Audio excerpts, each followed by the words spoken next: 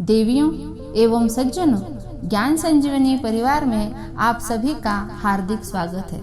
मैं doctor Manjushree Shripad never. भारतीय सनातन ग्रंथ में हम सब सुन रहे हैं कूर्म पुराण के पूर्व विभाग का 12वां अध्याय। आइए हम सब मिलकर चले ज्ञान संजीवनी की ओर, अर्थात परम शांति की ओर। हरि ओम।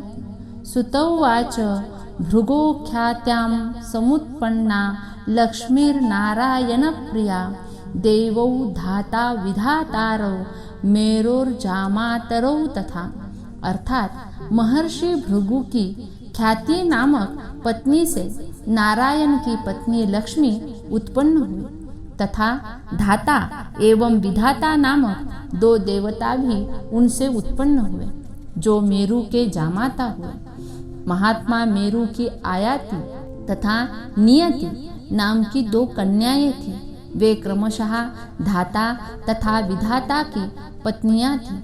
उनसे 2 पुत्र उत्पन्न हुए, प्राण और मृकुंड। मृकुंड से मृकुंडयेय तथा प्राण के कांतिमान वेदशिरा नाम के पुत्र हुए। महर्षि मरीचि के भी संभूति नामक पत्नी ने सभी अर्थात शुभ लक्षणों से संपन्न पौर्णमास नामक पुत्र और 4 कन्याओं को उत्पन्न किया। सबसे बड़ी कन्या का नाम तुष्टि तथा अन्य 3 कन्याओं का नाम वृष्टि, कृष्टि और अपचिति था। पौर्णमास के विराजा तथा पर्वत नाम के 2 पुत्र थे। प्रजापति पुलह की पत्नी क्षमा ने करदम, वरियान और उनसे छोटे सहिष्णु नामक श्रेष्ठ मुनि को जन्म दिया, जो तप के कारण पाप रहित थे। उसी प्रकार अत्रि की पत्नी अनसुया ने चंद्रमा, दुर्वासा और योगी दत्तात्रेय नामक पुण्यात्मा पुत्रों को उत्पन्न किया। महर्षि अंगिरा की स्मृति नामक पत्नी ने सिनी वाली कुहू, राका तथा अनुमति नाम की शुभ लक्षण संपन्न 4 पुत्रियों को जन्म दिया। प्रभु भगवान पुलस्त्य ने अपनी पत्नी प्रीति से दत्तात्रेय नामक पुत्र को उत्पन्न किया। स्वयंभुव मनवंतर के अपने पूर्व जन्म में वे ही अगस्त्य नाम से प्रसिद्ध थे। पुलस्त्य को प्रीति से वेदबाहु नामक एक अन्य पुत्र और सन्नति इस नाम से प्रसिद्ध एक कन्या थी। महर्षि क्रतु की पत्नी संतति ने 60,000 पुत्रों को जन्म दिया। वे सभी ऊर्ध्वरेता बालखिल्य इस नाम से प्रसिद्ध हुए। महर्षि वशिष्ठ ने ऊर्जा नामक पत्नी से 7 पुत्रों और कमल के समान नेत्र वाली तथा सभी प्रकार की शोभाओं से संपन्न एक कन्या को जन्म दिया। रज, उह, ऊर्ध्वबाहु, सवन, अनग, सुतपा और शुक्र नाम वाले ये वशिष्ठ के 7 महान ओजस्वी पुत्र थे। द्विजो ब्रह्मा का रुद्र स्वरूप जो वह वह्नि नामक पुत्र था, उससे स्वाहा ने महातेजस्वी 3 उदार पुत्रों को प्राप्त किया। वे तीनों पावक, पवमान तथा शुचि नाम वाले अग्नि थे। मनमथन द्वारा उत्पन्न अग्नि को पवमान और विद्युत से संबद्ध अग्नि को पावक कहा जाता है। जो यह सूर्य चमकता है वही शुचि अग्नि कहलाता है। उन तीनों अग्नियों की 45 संतानें हुई।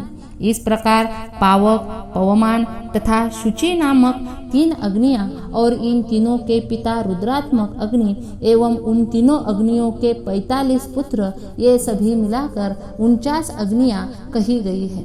ये सभी 49 तपस्वी कहे गए हैं। सभी यज्ञ भाग के अधिकारी है, रुद्रात्मक कहलाते हैं और सभी मस्तक पर त्रिपुंड के चिन्ह से अंकित रहते हैं। ब्रह्मा के अग्निश्वात तथा बर्हिषद नामक 2 पुत्र कहे गए हैं, जो पितर है। उनमें अयज्वा यज्ञ ने करने वाले तथा यज्वा अर्थात यज्ञ करने वाले के रूप में 2 प्रकार की व्यवस्था है। मुनिश्रेष्ठों, स्वधा ने उनके द्वारा मेना और वैतरणी नामक 2 पुत्रियों को प्राप्त किया।